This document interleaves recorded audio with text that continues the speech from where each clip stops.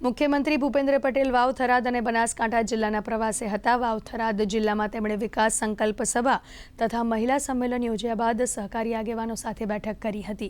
જે બાદ મુખ્યમંત્રી થરાદથી ડીસા ખાતે પહોંચ્યા હતા, જ્યાં તેમણે કંસારી ગામે વિકાસ સંકલ્પ સભાને સંબોધન કર્યું હતું અને બનાસકાંઠા જિલ્લાના વિવિધ સહકારી અગ્રણીઓ સાથે બેઠક કરી હતી। આ અવસરે મુખ્યમંત્રીએ સ્થાનિક સ્વરાજના તાલુકા, જિલ્લા પંચાયત અને નગરપાલિકા ચૂંટણીમાં કમળના નિશાન પર વોટ આપી ભારતીય જનતા પાર્ટીના ઉમેદવારોને જંગી બહુમતીથી વિજયી બનાવવા આહવાન કર્યું હતું।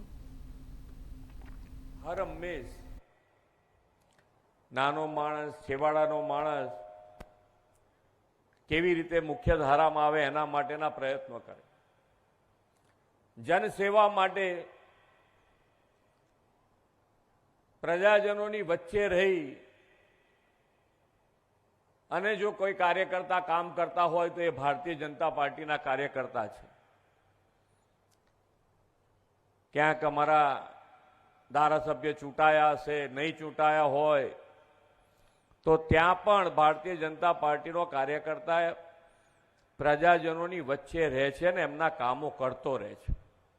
કારણ કે ભારતીય જનતા પાર્ટીનો કાર્યકર્તા એ ઇલેક્શન હોય કે ના હોય એ પ્રજાજનોના કામ કરવા ટેવાયેલી પાર્ટી છે। આદરણીય મુખ્યમંત્રી સાહેબ અહીંયા સભા કરી વિજય સંકલ્પ સભામાં હાજરી આપી અને સૌને ભાજપને વોટ અપાવવા માટે અપીલ કરી છે અને બધા એમની સાથે છે અને બધાએ વિશ્વાસ આપ્યો છે કે જરૂરથી ભાજપને જીતાડી અને એક કમળ આ વાવ થરાદ વતી ગાંધીનગર મોકલશે।